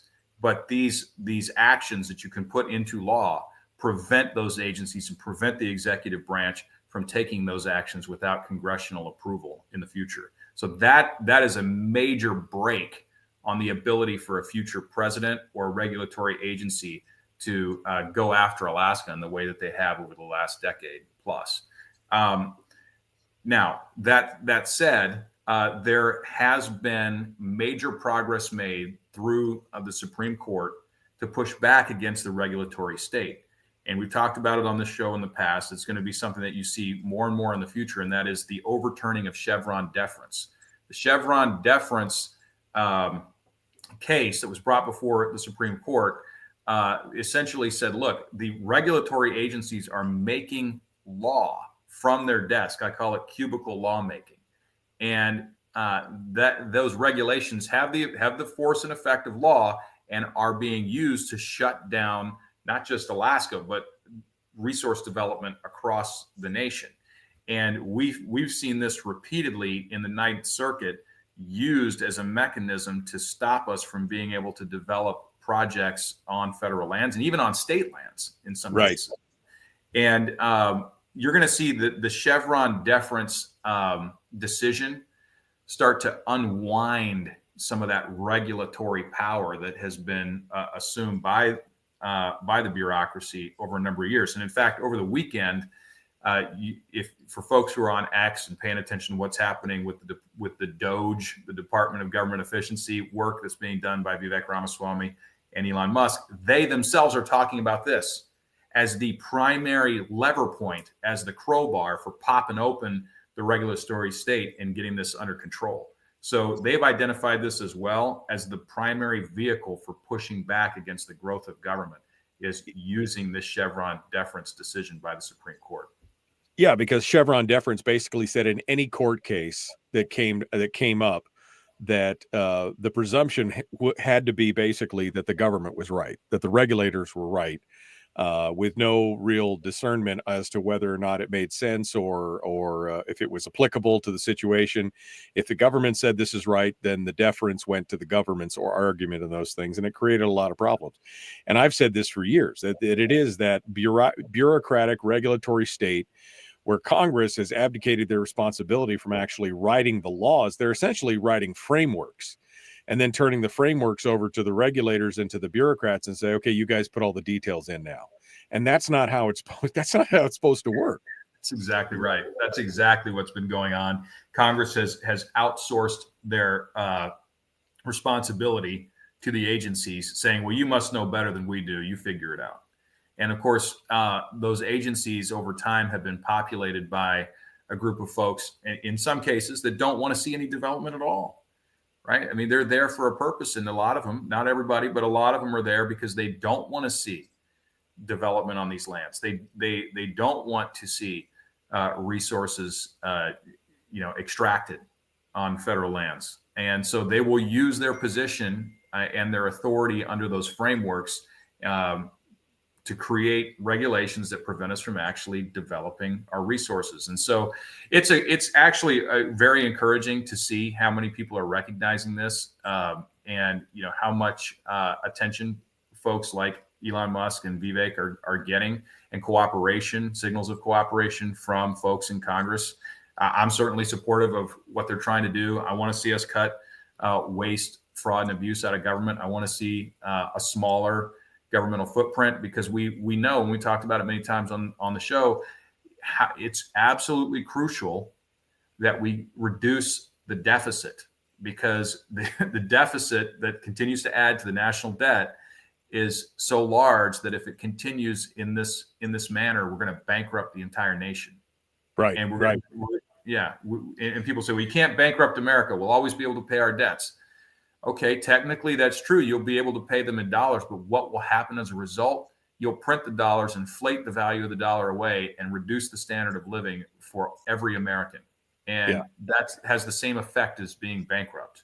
So go ahead. No, I say this actually is a perfect segue into our next discussion, which is this article from Veronica DeRuggi over at Reason that talks specifically about the fiscal recklessness of Congress, and that really it is Congress. Congress is the root cause of all this problem, and you and I have talked about it, the inability to basically face simple arithmetic, right? That you can't have more money going out than going in and expect it's going to continue indefinitely, and that's where we're at right now. But we're going to talk about that here in just a moment. Nick Begich is our guest, and we will continue with him here in just a moment. Congressman-elect for Alaska. We'll be back with more of The Michael Duke Show. Common sense, liberty-based, free-thinking radio.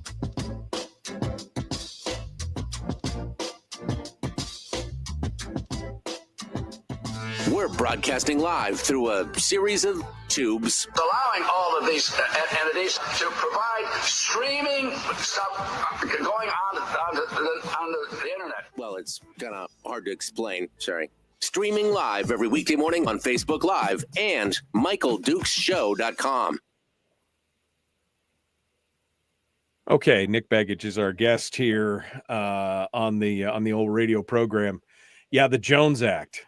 That's one thing that we should focus on. I mean, this is a sidebar, Nick, because we're in the break. But, I have been saying for years, if we want to, for example, right now, the big thing in Alaska, especially in the Cook Inlet, is the oil and gas, is the gas issue, the natural gas issue.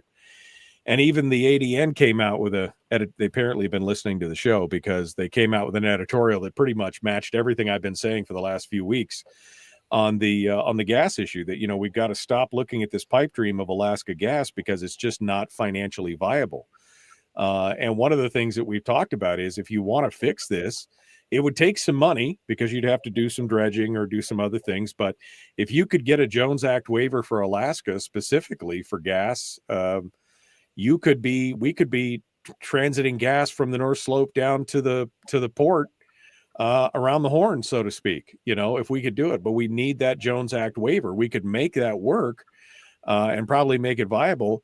And of course, that's just one of the reasons why the Jones Act is so problematic. But I mean, that should be something that we should be talking about. I agree. And I've said throughout the campaign, and even before this campaign, how important it is for Alaska to see major Jones Act reform. I've said for a long time, I think it needs to be phased out. And people say, well, why not just terminate it right now? Well, because the federal government created a law that says you have to operate in this way. You have to have a U.S. made vessel. And so for a company that says, okay, well, I've worked around this legislation. I have a vessel that I invested in. Okay, I understand that you made a capital investment based on a law today, but it needs to be phased out over time, because Alaskans have been paying this tax for well over 100 years. And this tax is an implicit tax on all the goods that come into Alaska, because nearly all of the things that we consume in Alaska come from somewhere else, and they're predominantly coming in through ship. And so these goods that are coming in have this tax because our U.S. shipbuilding industry is uncompetitive. The cost of producing a vessel in the United States is dramatically higher than the cost of producing that same vessel overseas. Now, there were arguments made at the beginning that said, hey, we've got to have the ability to develop ships in the United States for self-defense purposes. I understand that, but we're not talking about that part of the shipbuilding industry. We're talking about cargo shipping. This is commercial shipping. It's commercial cargo. This is a commodity or commoditized component of manufacturing, right? It's not like we don't know how to build cargo ships. This is well known. And so what has happened is this competitive barrier that was erected through the Jones Act, actually having over 100 years, had the effect of making U.S. shipbuilding even less competitive than it was at the beginning. Right. No, it takes 4 times. It's 4 times the cost for a ship built in America versus, say, South Korea, where they've got big shipbuilding facilities in South Korea, and they build world-class ships. And it wouldn't be a big deal, I guess, if we could find. But there's not a single American-built LNG tanker in the world. There's not a single one that was built in America. And so, how do you, what do you have to do? This was protectionism, is what it was, and it's hung around for over 100 years, and something's got to change on that. And yet, the past presidents, Biden, everybody have written waivers, or Puerto Rico. When Puerto Rico got slammed, they waived there could be specific waivers that they did the same thing for the passenger version of the Jones Act, which That's I forgot. right. For Passenger Services Act, PDSA, right? Yeah, they did the same thing during COVID, right? I mean, it's not like you couldn't say, hey, look, we need an exemption specifically for this. But I think overall, like you said, in the long run, this bill needs to be phased out. And you're right, it should be phased out gradually, not immediately, because some companies just invested 4 times what they should have in a vessel, and they've got to reap the capital investment back. But it should, something should change. Something should change. It has to, because we actually damage ourselves by having these kinds of protectionist barriers up over a long period of time. We've seen that 4 times the cost of a vessel for Americans. It's not right. That is not right. Alaskans should not be paying for that protectionism, and that's what's happening. It's a tax on Alaskans. It's wrong. It needs to be phased out, and we need to allow the free market to do what the free market does, which is make us more competitive. Right. And it will actually make our shipbuilding in the United States stronger if we have a little bit more competitive pressure. Right. And it will certainly make Alaskans' lives a lot easier, and not just Alaskans, by the way. There are others that are subject to the Jones Act, right? People in Puerto Rico, people in other territories. Hawaii, right? Yeah, no, exactly. I mean, they're all paying an excessive tax because we're trying to protect shipbuilders from 100 years ago that no longer exist. I mean, we used to be the world class, and like you said, it's done more harm than good in the long run. All right, well, we're going to talk about this article from Reason Magazine and the fiscal recklessness of Congress. Nick Begich is our guest. The Michael Duke Show, common sense, liberty-based, free, thick, and radio. Here we go. The Michael Duke Show. Not your daddy. Wait, sorry. Not your daddy? Ooh, not your daddy's talk radio. Whew. I was scared for a second. Thought we were going down. Here's Michael Dukes and the show. Okay, we're back. Nick Begich is our guest, Congressman-elect for all Alaska. We've been talking about his priorities, which I think are important, especially to prevent that pendulum swing of different administrations coming in. That's some good stuff. If you missed it in the last segment, you can go back and listen on the podcast or watch on Facebook or Rumble or YouTube or wherever. But I wanted to talk now about the thing that Nick and I seem to always get into at some point during our discussions, and that is arithmetic, math. Math is hard.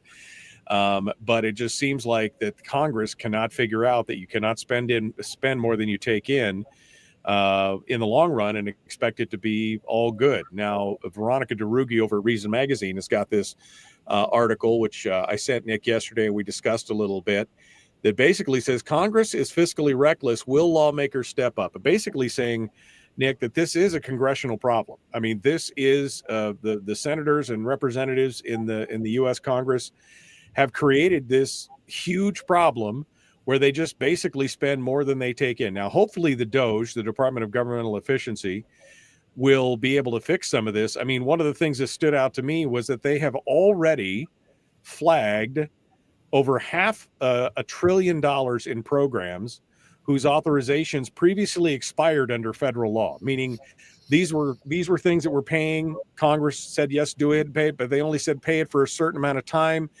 And yet this year, $516 billion to programs whose authorizations previously expired. That nearly $320 billion of the $516 billion expired more than a decade ago, meaning we spent over $3 trillion on programs that are not even authorized by Congress anymore. Somebody's not paying attention. Somebody is not looking at what's going on. let's talk about this fiscal recklessness. We've touched a bit on it when we're talking about creating a framework instead of actually creating laws and then turning it over to the regulators or to the cubicles. But let's talk a little bit about this fiscal recklessness. Yeah, it's absolutely true. Congress has, they've kicked. They're experts at kicking the can, right? So Congress continues to kick the can on programs that were previously authorized for a period of time. The authorization expires. They continue the programs ad infinitum, and they may or may not be technically authorized to continue spending, but the appropriators continue to appropriate funds to keep the programs going.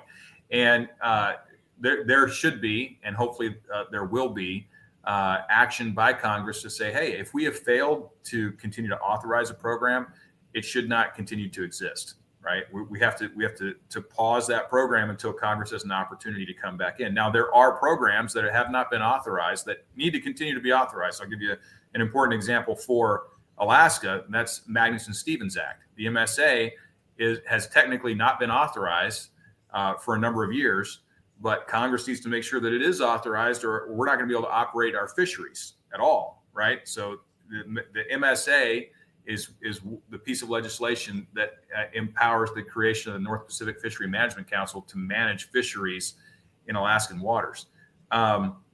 So Congress has just simply not done its job. They've got to go in and make sure that if you are creating these programs, that you're going back through the authorization process. And it's important not just to say, hey, okay, technically you have the permission to spend money. It's important because these programs often have aspects of waste, fraud, and abuse that's not being reviewed by Congress, which is part of Congress's job.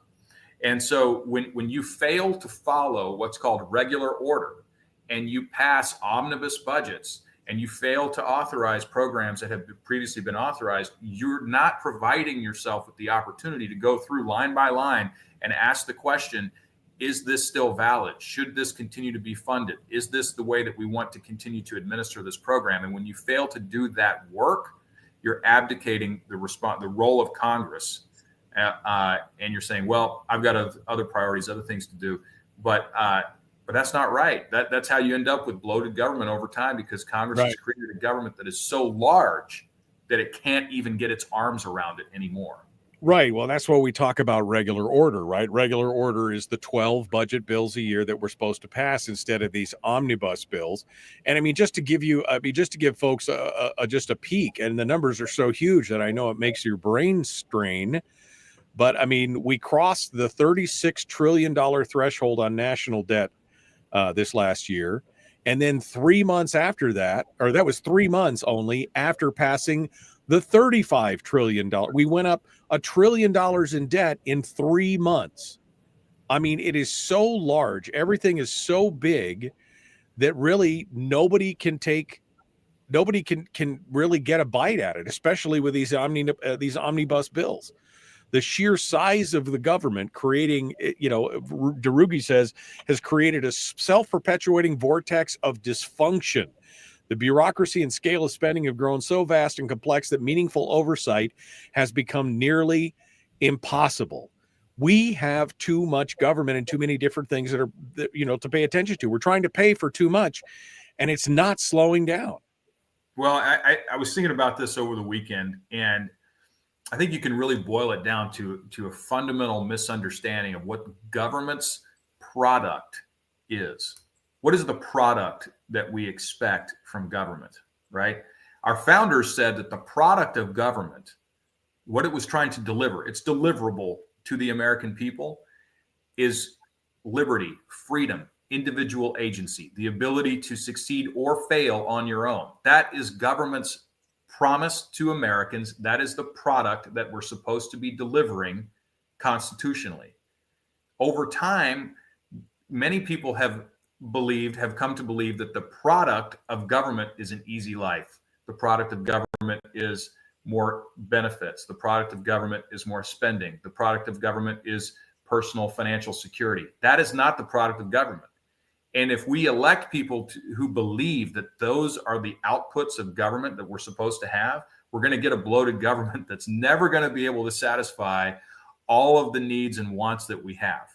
right? What we have in our constitutional republic is a promise by government, constitutionally through our founders' work, that we will have opportunity, that we will be able to pursue happiness, not that we will be given happiness, right? And I think that many of these problems start with the fundamental philosophical break between what is it that government is supposed to be doing in our country. Right. No, and I think that's it. What is our nice to have versus our must haves, as I've often said. I mean, we've seen that's the nature of government, is to fill up and expand, to have all this nice to have stuff versus what is actually required by our foundational documents, be that the Constitution or borough code or state constitution or whatever. What are we providing that we don't need to be? And Congress has been Uncle Sugar Daddy for years, and it just keeps going and getting bigger and bigger and bigger. When we start talking about, things like the DOD failed its 7th audit since 2018. And now they're saying, well, please get a clean audit by 2028. I mean, we have to have defense. I mean, that's one of the things that's in the Constitution, but shouldn't we have a handle on all these things? And instead, Congress, again, is abdicating their responsibility by not going through regular order, not going through the budget bills on a piece-by-piece basis, and instead putting these big 15,000 page bills together that nobody's going to be able to read all the bells. And that's how we end up with $500 billion in funding for programs that are no longer authorized. That's right. You get a 3,000 page bill dropped overnight and you're expected to vote on it the next day. Right. This has been a thing that has occurred many times. We all know it. And I'll tell you what, and this is something that is being talked about by Elon Musk. I think it's a great idea. If people know who've paid attention to the campaign over the last couple of years, I'm a tech guy, so I come from a technology background. He wants to use artificial intelligence to help us get our arms around this thing. And when you have a 3,000 page bill, let's be real transparent. Do you think anyone is going to be able to read that? Do you think any representative, any senator is going to be able to read 3,000 pages in a couple of days? That's not happening. I can promise you. Yeah, even if you put your whole staff on it and said, you get 100 pages and you get 100 pages and there's just no way to understand and wrap your brain around the whole thing in 24, 48, 72 hours. That's right. You need some tool. I mean, if that's going to continue, you got to have some tools to be able to break this down, to identify problems, to figure out whether what is the impact of this legislation going to be. AI is a mechanism that we can start to use in government to start to get our arms around this Leviathan that's been created. And let me tell you that the government has no problem using AI against the people, right? They're talking about using this in the IRS. They're trying to use this to flag people for audits. Well, I think we need to flag the government for audits, and we should use AI and the technical tools that we have to start cutting this thing back to a rational size that works for the people again. No, and I think that's one of the things she points out here. This is the techie crowd are the ones that can come together with this and hopefully find a way to get a handle on this. Nick Begich, Congressman-elect for Alaska, thank you so much for coming on board this morning and joining us. We really appreciate it. Looking forward to continuing the appearances, talking about the issues, hearing from Alaskans. Let's get to work. All right, folks, we're out of time. We'll see you tomorrow. Be kind, love one another. Yeah. Final thoughts here, Nick. But yeah, I mean, I think that was the comment here that I loved out of this article, was that I'm looking for it, where she said basically, this is all freaks and geeks, right? This is Elon and all those folks hopefully being able to use this 21st century technology with all the engineers and geeks who can bring a precise scientific approach to the budget process, which is what we needed, instead of this hot mess where we just spend whatever we spend and we print whatever we need to print and we borrow whatever we need to borrow because we're too big to fail. They understand that those systems, that's a zero-sum game in the long run. It is a zero-sum. It's worse than a zero-sum game. It's a situation in which, and we talked about it before, but it taxes the poor more than anyone else, right? Failure by the government to balance their books hurts the poor more than it hurts the rich. Why is that important? Because these people many of them claim to be caring about folks who are less advantaged, don't make it as much money, et cetera, but they're actually hurting them more than anyone else, because when they fail to balance the books, they create an inflation tax that applies equally to everybody.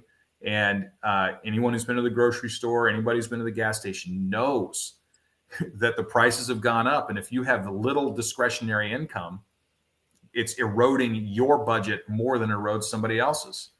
And if you want to maintain the standard of living that we enjoy, if you want to maintain the middle class in America, if you want to maintain social and economic mobility, right? So that meaning that you can start with nothing, right? And build yourself up. You can make good decisions. You can have success on the business side. You can make smart investment decisions and achieve something. If you want to preserve that capacity in America, you've got to have inflation low, tax burden low, and a smaller government. If this continues, we're going to lose the things that make the American dream possible in our country. And that's what's at stake right now. It's that serious. It truly is that serious for Americans. Well, yeah, because we just can't continue. We can't continue to when we're 120% of GDP, and you're paying $1 trillion plus 1.2, 1.3 trillion in debt service a year. That just can't continue. You can't keep borrowing as your debt service is continuing to eat up more and more of your budget. There's got to be a woe-back lever somewhere in there. And we've got to have Congress critters that are willing to look at it and go, we are too big to fail. I mean, we are not too big to fail. We can fail. And if we don't do something about it, it's going to happen. And like I said, when you find $500 billion in stuff that's not even authorized by Congress, something's just set on autopilot, somebody's got to say that can't be. That can't be. One thing I'd like to discuss, on a future show is go deeper into how we actually how do we actually achieve a balanced budget? What are the things that we need to do to actually get there? Like, what's the walk? So today, depending on the year, we're $2 to $3 trillion in deficit. That means we're adding $2 to $3 trillion of debt to the national debt every year. And there are things that can be done to either reduce or close to zero that deficit. And what's amazing is even people will say, well, we'll never pay it off. That's probably true. I'm going to just straight up. That's probably true. But you can reduce the debt as a ratio of to the national economy. And that's typically how this is measured. You say, okay, what is the debt to GDP ratio? And right now we're at about 120%. That's viewed as unsustainable by virtually every economist out there. But if we can get that debt to GDP ratio down to even 80%, ideally 60%, and get that leverage down as a percent of the total economy, that would restore us back to more historical rates, back to where we were in the 90s and the 80s. We do that, we can sustain. We don't do that, this, as you mentioned, the spiral gets out of control where we're taking on debt to pay the interest on the debt. And so we're taking on debt to pay that interest. And it just continues until the whole thing collapses. It's a doom loop. That's what happens right there. Death spiral. Yeah. Speaking of coming back on, Nick, I know several people have mentioned it. Once a month, what do you want to do here? We want to set something up to kind of bring you on once a month to talk about things. I love it. You know what? I'm down. Let's make time for it. It's important. The job of the representative is to represent, the people of Alaska, and it's hard to represent the people of Alaska. You don't hear from them. Right. And I want to be someone who's available. Let's set up a regularly scheduled time. We'll do it. Okay. All right. Well, Nick Begich, candidate-elect or congressman-elect, I guess, for Alaska. Thank you so much, Nick, for coming on board. Congratulations again, my friend. Thanks for being part of it. And congratulations to you. We're excited about new stations, new opportunities, new things. I was going to ask, are you still on in Fairbanks or not right now? Oh, yeah. Yeah, no, everything remains the same there. So the show remained I think people were worried when I said I had a big announcement that something major was going to change. The show remains the same. It's a separate deal, separate entity. I'm just in a different location, and this is equal parts exciting and terrifying, jumping into this. But we're going to make it work. We're going to, it's radio. It's what my old buddy says, it's radio. Nobody's going to die. So we're going to get it done.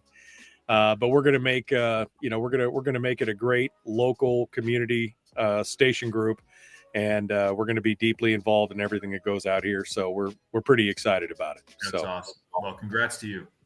Well, thanks, Nick. I appreciate it. I will talk to you again soon. I'll get with Silver, and we'll see if we can get you squared away for a monthly visit, and we'll start there. Mondays work best for you? I mean, I think Mondays are good.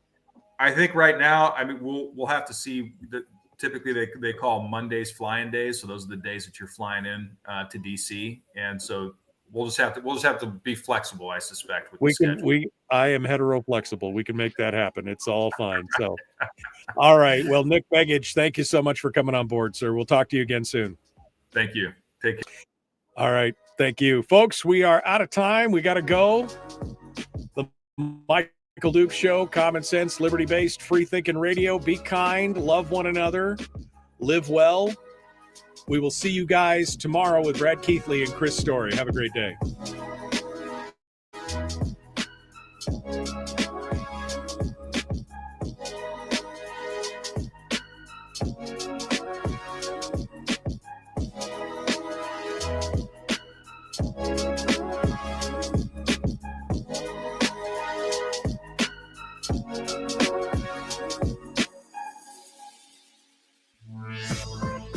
We've shed our terrestrial radio skin, and now we are slimy lizard internet people. It's the Michael Duke Show.